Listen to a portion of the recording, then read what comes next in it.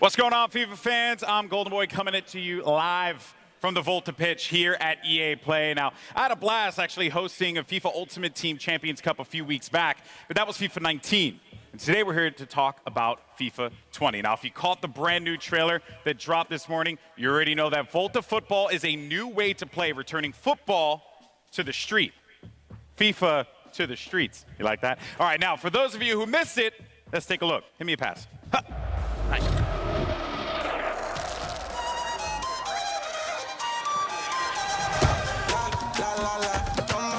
Up on my drum. La, la, la, la. Let me give you something for bite and I'm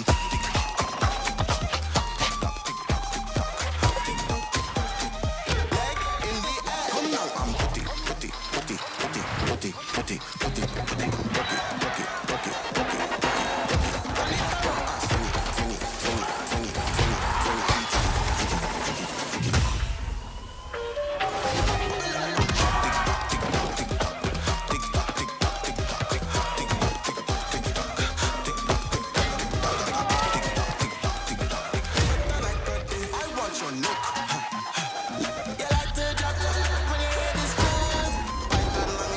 Something for bite and yeah, let's chat too long. Let me give you something for bite and tick tock, tick tock, tick tock, tick tock, tick tock, tick tock, tick tock, tick tock, tick tock, tick tock, tick tock, tick tock, tick tock.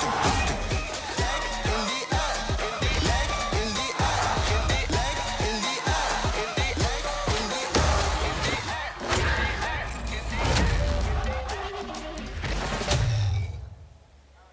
air. Now, in a bit, I'm going to be chatting with Sam Rivera, the lead producer at FIFA 20, about some of the new gameplay features that are going to be coming to FIFA 20. But first, we go across the pond. Last week, singer-songwriter and Fulham footballer Chelsea Grimes caught up with some special guests to give us the details on Volta football and the culture that inspired it. Check it out.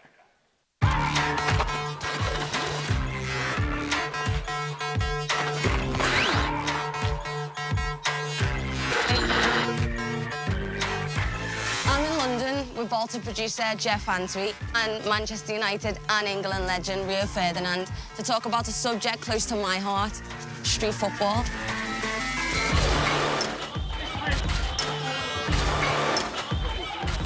Okay, so Rio, we're here in London, your hometown. Cage football, street football. What was your memories and experiences growing up? Did you play a lot of it? No, this was where I grew up. This is exactly what I've done day in, day out. In there, the ball never goes out of play. Physically, it's demanding. You're forced to almost have a personality and show a personality in there. Do you know what I mean? There's definitely no hiding in there, Oh, is no, there? you can't hide in there. So I used to play in the street with all the boys, and it was kind of the same. You know, we'd learn how to bounce it off the curb and use the walls on people's houses as another player. What was it for you that made you want to bring it even into the game? For us, it's a return to street football for the FIFA franchise, and we're really excited about being able to, be in places like this, where it's rooted in the real people, the real places. Authenticity, creativity, culture are all things that we wanted to bring to Volta. Look at that guy's footwork. Yeah, the footwork's it's amazing. That's what you can do in Volta, though. So that's part of the detail in the gameplay. So you can do all these mad tricks like this. Well, just being able to be really skillful with the ball at your feet. Whether it's a classic futsal drag, or being able to play it off the wall to yourself to beat your opponent, or flick it up over your head to create space for on goal. Can you use that with the players from the professional teams? Absolutely. So obviously, with it being FIFA, we want to make sure that authenticity is at the forefront. And so you can play with or against the real players, all the licensed players that we have, all the licensed clubs. You can imagine playing Chelsea versus Spurs in this London cage. Man United versus Liverpool. Man United versus Liverpool.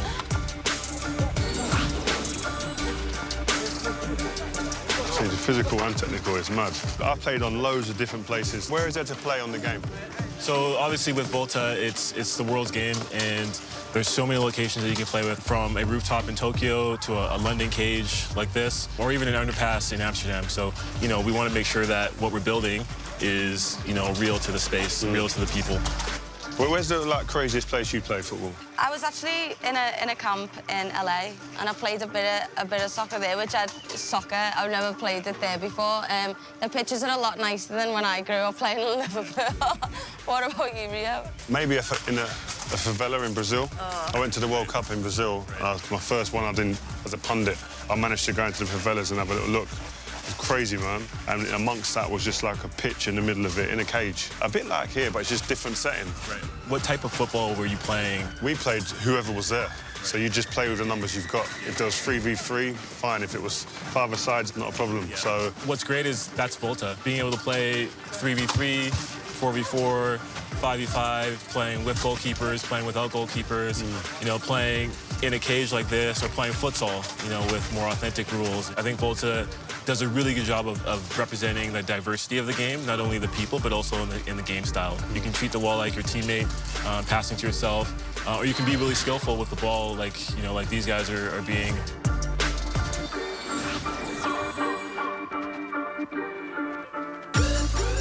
Volta football is such a diverse game, and for millions of people around the world, streets is their stadium. So for you guys, like, what are some of the fundamental things that you take away from the streets, and what translates to the stadiums? Small-sided games, 3 versus 3, 5-a-sides. I grew up in this environment, and I think it enables you definitely to be able to deal with people 1v1, because in a game in a stadium, in front of thousands and thousands of people, you're going to have to deal with someone 1v1 like this, with bigger spaces. So you getting used to that in this type of environment is, I think, for a young player, is key. Having a personality, not being afraid to try something new here. And obviously, you know, eventually you can go and put it onto the big stage. So I think this is like, yeah, you go and express yourself. I think definitely the word, that key word, express. If you can express yourself, you see the best in everyone. I think individually, as a team. You know, street football is, for a lot of people, it's foundational. And it translates to, you know, the stadiums. And for Volta, that's kind of how we built the gameplay experience. And so we're really excited about what we can, you know, represent, and being able to represent the flair and the style that you guys just talked about. I think a lot of people as well used to always associate like skills and flair without the end product. I think that's what's great about this game, is that end product's always king. Really want to know is, can you create female players? Absolutely. I think that's one of the biggest innovations. You can play male or female, and they play with each other as well, and that's an important part of what we're building. When you go and play in there, not everyone turns up in a pair of shorts, boots. Can we have like jeans, like cut downs that I've got, or? You can have, you know, t-shirts and shorts, or you can have jeans and long sleeves. Again, a big thing for us is, you know, being able to establish the culture that is street football through clothing, through how you look, your personal style. You can have short hair, long hair. You can have tattoos, no tattoos. You can play with trainers. Okay. A lot of the time as well is like, it's not only you want to look good, you want to feel good, play good. Yeah. In some of it's superstition, like it's all of that all in one. If you can get that into a game and transfer that and translate that into the cage, you got it made. That's a big part of Volta football, just being able to represent the people as they are. You know, we want it to be authentic, we want it to be diverse, you know, we want it to be cultural and creative, and a lot of that is, you know, how you equip yourself and how you carry yourself and how you represent yourself in the game.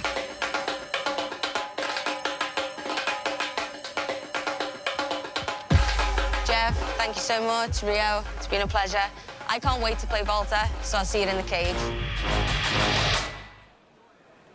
Well, there you have it. Volta football, pretty cool stuff there. Now, I can't wait to get my hands on it later this summer, but to talk to us about the exciting new gameplay updates and innovations that are going to be coming to FIFA 20, we have FIFA lead gameplay producer Sam Rivera here standing by. Sam, welcome. Thanks, Alex. It's great to be Give here. it up. Give it up for Sam. Thank you, thank you. Yeah. All right, all right. Pleasure to have you here, my friend. Now, here's the deal. I knew this coming into this. When they asked me to do this gig, I was like, listen, this is going to be a tricky one, right? Because FIFA has a very passionate community. I know this. I experienced this firsthand when I hosted that FUT Champions Cup. And you and I, we talked a lot about how important it's been for you to engage with the audience, with the fans, with the community on FIFA 20's development. So why don't we dive into that? Tell me about that process and how the community played a role in making this game a reality for you all. Absolutely. Community feedback is a big deal for us. The combination of community feedback and football itself is what inspires us every year to keep innovating and to create the most authentic and fun experience we can. And we know we have a big community. So this year we actually talked to over 3,000 players, from pro players to new players, casual players, hardcore players. And because we know this is a two-way conversation, we released an important Pitch Notes article at the end of May, where we explain a little bit more about how we approach community feedback. So we listen to things like shooting inconsistencies or AI defending. And this feedback, together with our drive to create a more authentic football experience, led us to develop a new feature set that comes together as football intelligence. Okay. All right. So catchphrases are all well and good, Yeah. right? But let's dive into this, right? Because I want to be able to dive deeper into what all this means for the player. What does football intelligence mean for the folks that are going to be playing in a few months? Sure, football intelligence is a combination of features that improve the three main components of the match: on the ball, off the ball, and the ball itself. And this year we're innovating in those three areas. On the ball, we're enhancing the one-on-one moments by giving you new attacking and defending tools. Off the ball, with a re-architected game flow, we're giving players more time and space on the ball.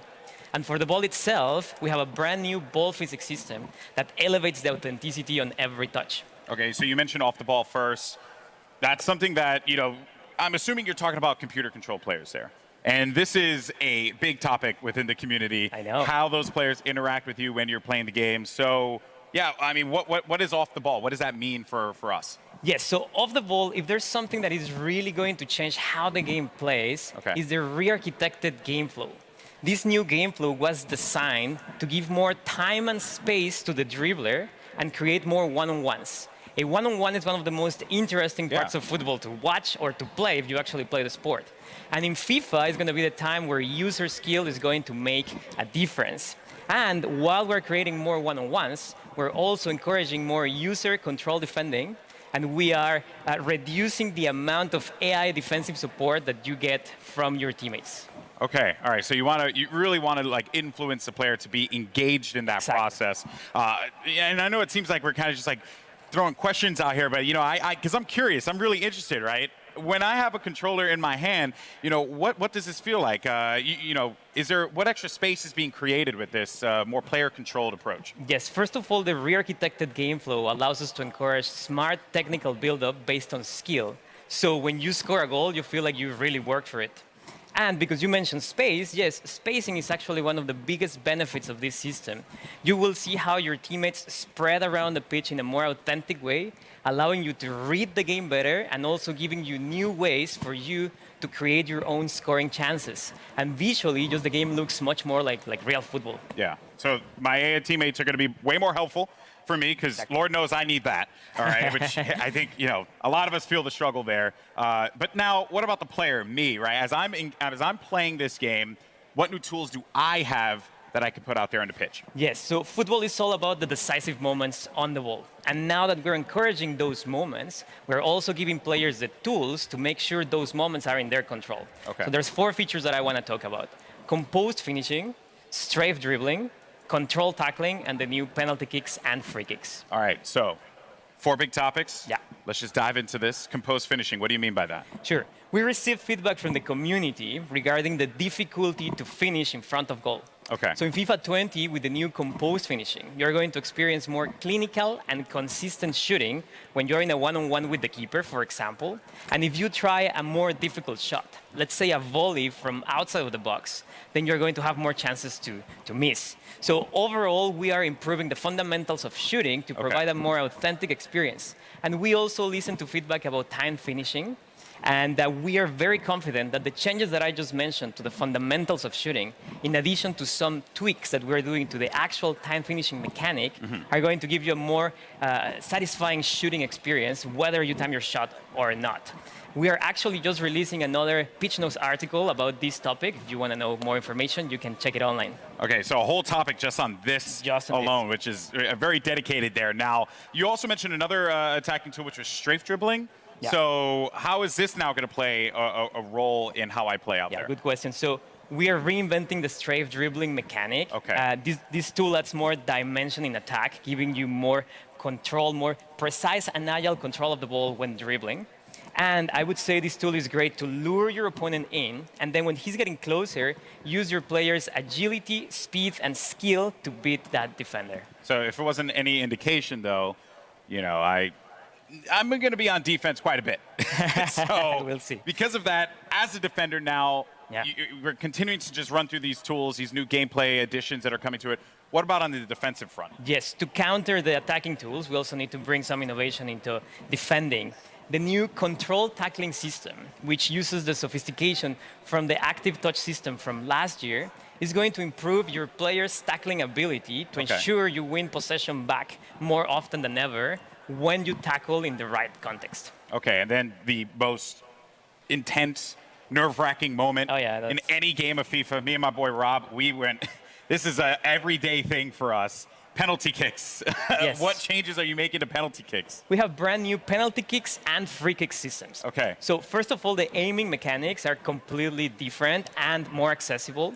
But obviously, we're keeping some elements of skill in there to make sure there's enough depth in the mechanics for those that want to be masters on those systems. And for example, in free kicks, you're going to have full control of the spin that you apply to the ball, and that's going to create your trajectory. So you can do side spin, top spin, no spin, or a combination of them. And that's going to be based on how you swing your right stick. And then you will see the trajectory. So you can go around the wall, you can go over the wall, you can do a knuckle shot, for example. Ultimately, these systems are more, they're more fun. You have more control, so that you feel like it's more rewarding. And you swing your right stick, and then you see the trajectory being created, and that's the cool part. So, for like us FPS gamers out there, maybe that's something that I can actually be good at, like exactly hit with the right stick. That's awesome. All right, so on the ball, talked off the ball, but the ball. That is the most essential part of the beautiful game. So what's new with the ball?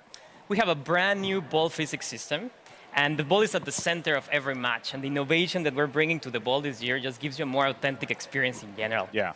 So we rewrote how the ball behaves on every player contact, on every bounce, on every interaction, and how spin affects the trajectory of a shot, pass, or cross. So what you will see is more realistic player deflections, more realistic bounces. And if you do a shot, let's say a finesse shot, you will see maybe more curve. If you do a lace shot, you will see a dipping trajectory, a rising trajectory. There's more variety in general. So the entire FIFA experience feels fresh because of this new ball physics system. Trying to get that ball to bounce in fun ways is going to create some interesting moments, especially for a lot of our top players out there. Now, I know that a lot of fans, I'm sure, are going to be very excited to try out these new features. And since you have the eyes and ears of a ton of FIFA fans right now, floor is yours. Anything else you want to say to this community? Yes, so the features that I just talked about are very important, but there are many other changes that we're doing in FIFA 20, and a lot of them are based on community feedback. One of them is pace. We know that sometimes slower defenders can catch up with faster dribblers, so we're tweaking pace in FIFA 20. It doesn't mean that the entire game is going to be based on player speed, but it just means that player physical attributes are going to be slightly more important. We're doing something very similar for strength. And finally, for those players that have mastered the skill moves, we're obviously tuning some of them. Let's say La Croqueta, we're adding new ones. Or if you like to chain multiple skill moves in a row, then you will get a more realistic outcome. We're working on those. So you're telling me that Tex can't bust out 3 elastic at the same time? We'll see, but you will see new behaviors there. Tex will still find a way. Tex will still find a way. Well, thank you so much, man. I really appreciate it. Now, when can players get their hands on FIFA 20? So it's going to be September 27th. Okay. And there's some good news. If you have EA Access, you're subscribed to EA Access, you can get hands-on September 19th.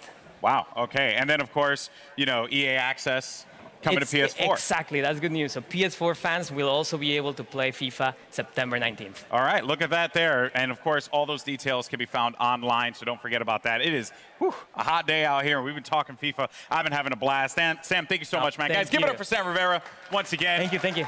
Awesome stuff. Now, don't forget, if you're in LA, come down to EA Play, try out FIFA 20 for yourself, or come watch some great street football competition at our custom Volta pitch. Keep an eye out because the FIFA team has a lot more to come between now and September. They'll be posting deep dives on the Pitch Notes platform. You get more info on gameplay, career mode, pro clubs, Volta, and because we all know you want to talk about it, FIFA Ultimate Team. So keep an eye out for those. I'm Golden Boy. Thank you so much for watching. See you later.